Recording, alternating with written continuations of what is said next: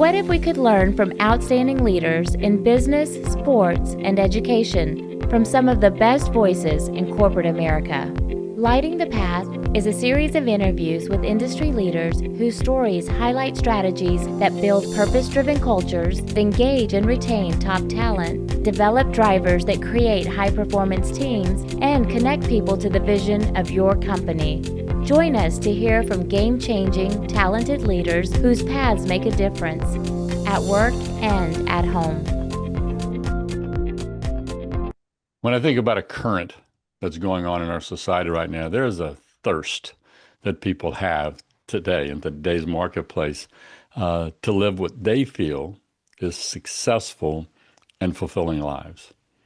There's a current that's going on in the marketplace. And I got great news for you. My guest today, Sue Hawks, is somebody who is an expert in that area because her walk has been for years. She's been lighting candles inside of people to help them grow and become their all that they were meant to be. I mean, if you look at her background, she falls in a very rare category because she is, when we were visiting beforehand, she's an EOS wizard. And so for those of you who know about the EOS model, she is somebody who actually facilitates, teaches, trains, and helps people wrap their arms around building systems and processes and, looking for the big rocks. And what do they do? What do you need to do to be able to scale businesses so it can become all you want it to be? And so I invited her to spend some time with us today for us to understand more about what she's experienced and what she's seen that really helped people to accelerate their growth, not just grow. So Sue, welcome to the show. Thank you for having me, Mike. I'm excited to be here.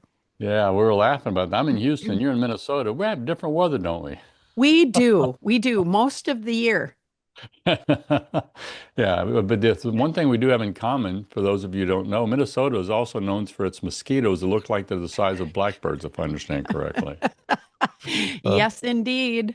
Yeah. So Sue's also is like myself. She's is author of a number of books. It's a book that came out called Chasing Perfection, right? Which was how do you shatter the illusion, minimize self-doubt, and maximize success. And her latest book is actually going to hit the shelves, I believe, next month in April. Yeah, that is in April. accurate. Yeah, and it's an EOS Master Series issue. It's remove friction, fast track your growth, and ignite your greatness. So I'm just so excited to have you here and be able to brainstorm and share with you today. Well, thank you. I'm looking forward to digging into whatever issues we might get into. Yeah, well, let's do this because EOS is such a foundation. For those people who might not know the depth of it, give us just a little mini description of EOS and why that model and that process has really been revolutionary. Well, I think it'll go down in history, much like Peter Drucker. You and I might talk about him as a godfather of, You bet. traditional management theory. Gino Wickman came up with a right-sized approach for entrepreneurial businesses for the leadership team and the owner founder to get what they want from their business. So EOS is a system for strategic execution of that. Yeah, and so if you look at this, to paraphrase a little bit, what I love about it, especially my background coming from executive search, Jim Collins talked about making sure you have the right butts in the seat on the bus, right? EOS has to look at the talent pool that you've got, look at the people. Do you have the right people in place? Look at the systems and processes that dictate success. And what would be the third aspect of it? Well, I think there's 6 key components. 16, that's right? So there's vision, there's people, there's data, there's issues, process, and traction. So it's about discipline, focus, and accountability, I think, is some of the stuff that main vein running through all of it. Mm-hmm. Yeah. So when you talk about this, because it's discipline, focus, and accountability. That's the center post of leadership, isn't it? Yeah. Indeed. Yeah. But let's talk about the first word with it, which is discipline. When I grew up as a little boy, I didn't like to be disciplined by my dad. Okay. And I think that sort of makes a lot of people, when they look at the word discipline, get the wrong definition of it. The discipline in what you're talking about is a leader who's trying to really be the navigator and point people to the future. It's not that they have to discipline their people, they have to own their own set of discipline, don't they? 100%. I think discipline, the way we're talking about it, is relative more toward like consistency and Hmm. structure rather than discipline like you did something wrong and it's punitive. And I think Hmm. it's a great question on your part because I think people hear that word and go, I don't want discipline. Well, anyone who's accomplished anything has to be disciplined. It doesn't Hmm. happen randomly. Yeah, a lot of the word discipline comes in based upon your and my definition has to do. Are you willing to do the things that other people don't want to do, including yourself? You Indeed. know, it's doing those things that are uncomfortable. But we know, matter of fact, the last reel I put together talked about. I now I do a 2 to 3 mile walk in the morning, Congrats. and I bought a weight vest to wear because I've been doing that for a little over a year and a half, and I decided I was going to wear a weight vest, 15-pound weight vest. And I found that second mile is much harder with the weight vest, but because it's uncomfortable, it's extra weight. But without the extra, you don't grow. It was hard for me to go any faster because I'm not a runner. I'm not going to run, but it's having the discipline to do those things that you may be uncomfortable with. But you know what happened yesterday morning? I didn't walk What this morning. It's happened? 30 something degrees. I said I'm not in Minnesota or whatever. I'm not going out this cold. Yesterday I did, uh, and I found myself walking easier, faster, quicker because it's the fifth or sixth day I did it. And so what happens is with discipline, we develop stamina. With discipline, we develop with when we do those things we're uncomfortable with, we become better at it, don't we? Absolutely. It's a great metaphor.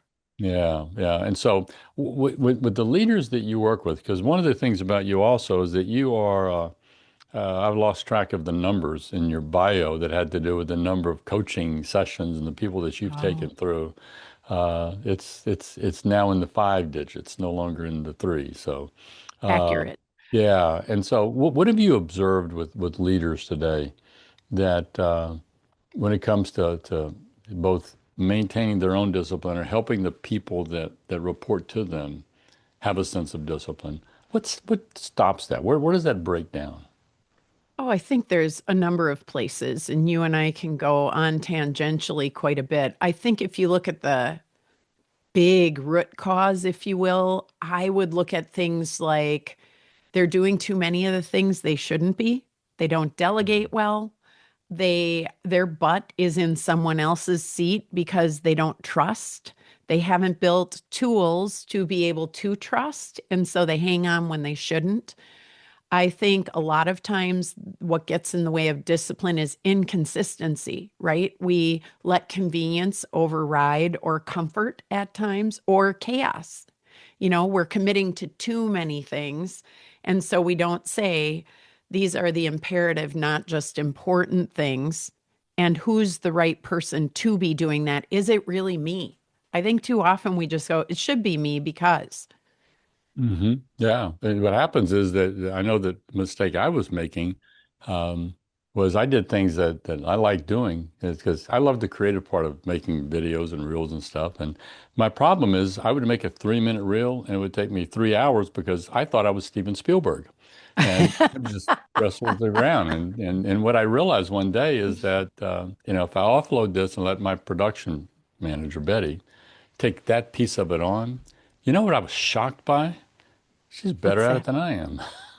Dang it all. Because she does it all day, every day, Yeah, right? and she has more tools than I have because this is what she does, and so Right. it's learning how to even though I enjoy that, Mhm. it's not the best value of my time, and so now I get to spend more time doing this, creating content, and letting her take it and figure out how to make put the wizardry behind it. But I think that as leaders, sometimes we fall into that trap of doing things because we like doing it.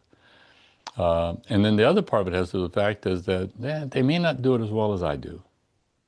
Agree. And I also think, to your point, Mike, when you're scaling a company, in the beginning days, when it's in its infancy, you're a Swiss Army knife. You're doing anything from emptying the garbage, I'm answering the phone, I'm, talking to whoever might want to hire me, I'm sending the invoice out. And over time, I might hire a person or two to quote unquote help.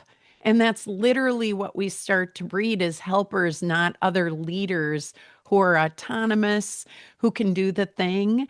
And so we forget. And as we try and scale, at some point, we bottleneck the business ourselves because we're darn competent people. But that doesn't build leaders who build leaders, which is more of that pipeline approach. You betcha. And I want to put a definition around leaders for a minute because I just got through working with a group of 22 HR professionals, and they were all leaders. However, some of the leaders had no one reporting to them. They were responsible for a process, or they're responsible for themselves. And that was a point that we made. Everyone is a leader, to your point, is that if I have a team of people underneath me, I have to treat each one of them as a leader of something. Correct. And I need to know exactly what. So, back to your original question, I think if you look at Gallup and many of the other organizations who study organizations, they'd tell us unclear expectations are part of this, where I think it's partially mine, you think it's partially yours. And pretty soon we're either blaming or fighting over things that we both enjoy. Yeah, very much so. I love this thing about unclear expectations. You and I both are big fans of Patrick Lencioni's five behaviors model. And that whole aspect of if I want my team to be committed, that's the middle of the model, that I need to get buy-in from our people. Well, the only way I can get buy-in from the team is with what? It's with clarity. And so it's the 100%. number one role of a leader is to figure out what is going on right now that I need to go figure out that needs more clarity in driving it.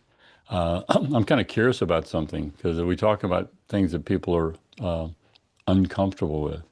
And Mhm. if I were going to pick the one thing that I've seen in my experience and what I've experienced in me also, that is most uncomfortable and raises the head more times than anything else, it's the ability to deliver the difficult message. Okay. Yeah. Yeah. Do we have to talk about that right now, Mike? I don't Well, know. yeah, I know it's kind of difficult, but I think you hit the nail on the head on that one. yeah, but look, here's how I want to approach it. All right, is let's look at why, from your experience. I mean, Hmm. everybody has the intention. I have Hmm. an intention. Tomorrow's my 20th anniversary with my wife. We actually worked together for Congrats. 15 years before we got married. My dad's 15, Amazing. 20 years ago, my dad on my wedding day pulled me aside and said, "You're the smartest man I ever met." Big fan of Tommy's. But there's times that I have to have a conversation with her that I'm uncomfortable with. There's times she Hmm. has to have a conversation with me that she's uncomfortable with. Hmm. And this is somebody that I love. But it's still difficult, right? From your perspective, in the leaders that you've coached, what are some of the reasons why it becomes difficult for somebody to deliver a difficult message? Well, I think the degree of what difficult is depends on the people involved. Hmm. I think longevity in a relationship like yours, oh my goodness, you've cycled through thousands of things that other people might say were difficult. And I look up, I've known my husband for 15 plus years also. And I look up and say, wow, we can cycle through things so much faster today than Hmm. on day one. But I think sometimes those things are the sensitive things. For example, my husband's facing a pretty serious health challenge right now.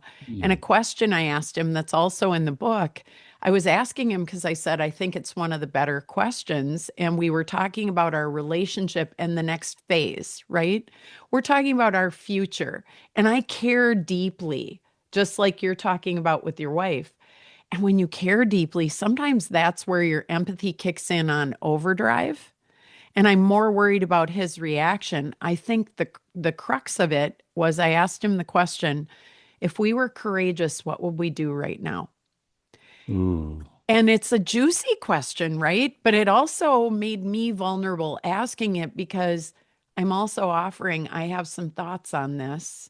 And I know you might go into uncharted waters we haven't wanted to talk about. So it's opening that door in what might be a graceful way, hopefully. But I also am nervous about the answer because the answer impacts both of us. And I Hmm. think it's about me protecting him, but really it's the bubble wrap I'm putting around myself going, will I be okay? And Yeah. I think that's the illusion we play with is we think we're being careful for the other person's sake. It's really about status and ego and my protecting myself and will you still like me? And Hmm. if you strip it all away, it's can I tell you the truth and will we still have a relationship? I think Yeah, if you because strip away yeah, all the stuff. very much so. Because what as you're describing that is your concern is I don't want to hurt you. Right. But what happens is if I don't bring up the subject that needs to be discussed, in reality, I am hurting you because I'm hurting us because we're not talking about it. And what takes place is we go to this place of false harmony. Not talking to Correct. you is false harmony. It's not harmony, it's false harmony. Our fear, I think, is what you're describing, is that if I bring this up, I'm going to hurt you, and if I hurt you, you're going to be on the floor sobbing. I'm going to hurt you, you're going to yell at me. I'm going to hurt it. And we sometimes make up, you said, make up the story about what it might be, and so we just don't have faith that it's going to be okay. We'll figure it out. That's why I had the sign that I made that sign over my shoulder for me, not for you, by the way. Every time I walk in the I office, need that sign I, though. I I think it's very helpful. Thank It you. it's a reminder to me when I walk in my office, Mike, I'll figure it out no matter what's taking place. And so Right. the other part is that I'm kind of curious, Sue, how do you deliver a difficult message that we're talking about? Mhm. I realize that's a big word, but whatever it means. But what I wrote down as you were talking about was that how do I do it and not come across like I'm fussing at you? Because When I you think say fussing at me, what do you mean by that? Because I think that's a Southern thing. okay. It very might be. I realize I'm talking to somebody in Minnesota, and hang on a second. I'm gonna get my glossary out here. Okay. Okay. Okay. That what I'm doing is I'm criticizing you. Okay. Okay. I am I'm putting you down. I'm fussing. My mother used to fuss at me. Mike, don't do it. Don't do it. Don't do it. Finger Hmm. pointing kind of thing. Uh, Okay. I think it depends on the relationship again. One of the premises I believe going into these conversations, because again, there's a gamut. And you're saying, how do you do that? And I would have to know, are you someone I know really, really well? Are you mhm. someone who reports to me? Are you my husband? Are you one of my children? So there's a Let's take the pre-existing person. relationship. Yeah, let's since we're talking to people, of course, and everything we work on leadership impacts our home. But Yeah. let's talk about a team situation where Yep. somebody might be reporting to me. Yeah. So if trust is high, I tell people you can screw up a lot. You can screw up a lot. Like worry less about the exact words, which should be important. So don't hear me diminishing that completely, but worry less about the words and more about coming in with a clear intent and care. And it's to care deeply but confront directly. And so to Mhm. me, confrontation doesn't mean I'm coming in between your eyes, but I'm going to say, hey, Mike, you know what? I care a lot about you, but I've got to deliver what's a tough message for me to say. And I worry might be a tough message for you to hear, but I want to do it quickly so we can unpack it and figure out what to do about it. Because, like that sign says behind you, we can figure this out. So I might go straight at it. If trust Mhm. is low, I would say it's going to be a much slower, longer lead in and dance, Yeah, that right? makes There sense. might be some drawing out. There might be me exploring and asking and making sure I'm clear before I just come in and deliver a message. And so Hmm. I think that trust, what's the word I'm looking for? The continuum Hmm. has everything to do with it. We have a matrix inside the book that has two axes, because of course, all good business books have a two by two, right? You got to. Trust and conflict, healthy Hmm. conflict. And so we have four different cultural assessments that can happen on this matrix. It's that high, high, low, low, high, low, low, high. And we have a name for each and what falls into each of them. So you can see either one on one or as a culture where you might have some work to do.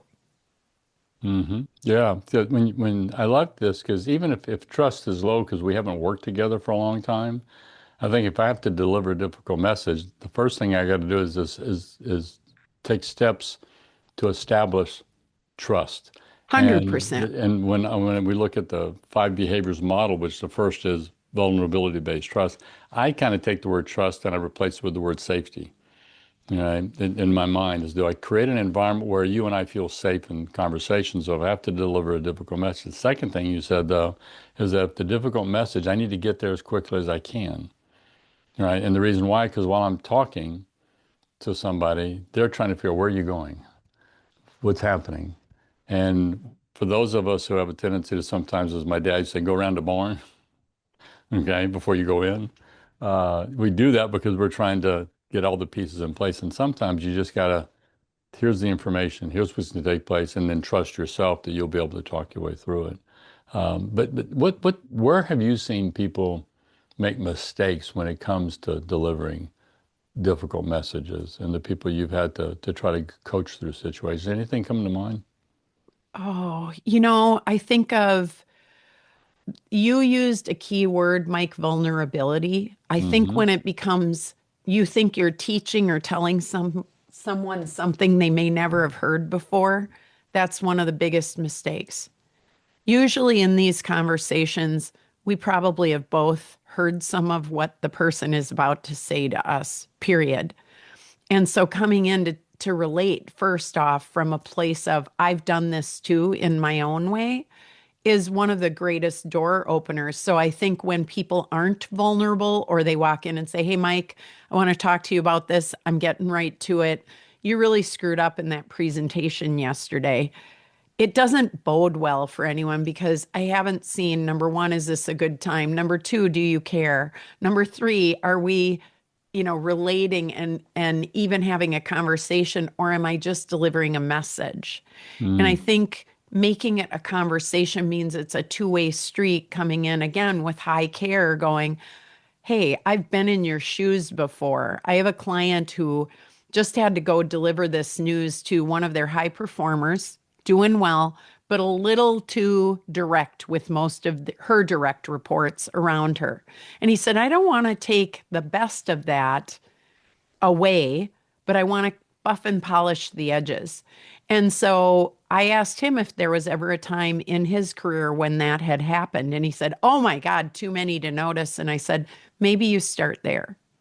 And Mm-hmm. so he walked in and he said, "Oh my God, I've never started with my own story saying, 'Hey, I want to talk to you about some things that I think could be better. But let me start with where I've done it myself.'"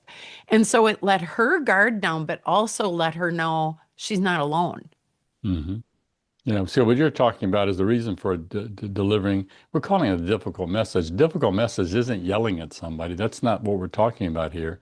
It's putting information on the table, I think, to do the number one responsibility we have as leaders, which is to develop the people around us. 100%. That's the number one responsibility we have. And so with what you're phrasing, the way you're framing it, this leader was interacting with somebody else, not to scold, that's fussing, okay, not to scold at them, okay. It was literally to help shape behavior and increase performance. And 100%. yeah, With care. with care. And the other thing, the word I wrote down as you were talking was, um, I wrote the word be present. And it's not think about what's going to happen, not think of how you're going to respond if they say, but be present enough to not only speak, be present enough to be aware of what's going on, be present enough to understand where that person is coming from, what the circumstance and situation that they may be dealing with, and create space for that as opposed to throwing up or showing up and throwing up. And just, which is like you said, walking in the door, said, "I got something to tell you." Boom, boom, boom, boom, boom. I call it the grenade. Walking in, boom, got it? Okay, done my job. I'm out of here. Thanks for joining us today on Lighting the Path, Strategies for Tomorrow's Leaders. If anything in this podcast speaks to you, if I've challenged you, or if you want to spend time digging into this subject a little deeper, or if you disagree with me, reach out. My contact information is on our website, lightingthepath.net, or email me at mike@mikelejeune.com. Also, look for me on LinkedIn. I'd love to connect our networks. Keep lighting the path for those who choose to follow you. It's more than a responsibility. It's an honor.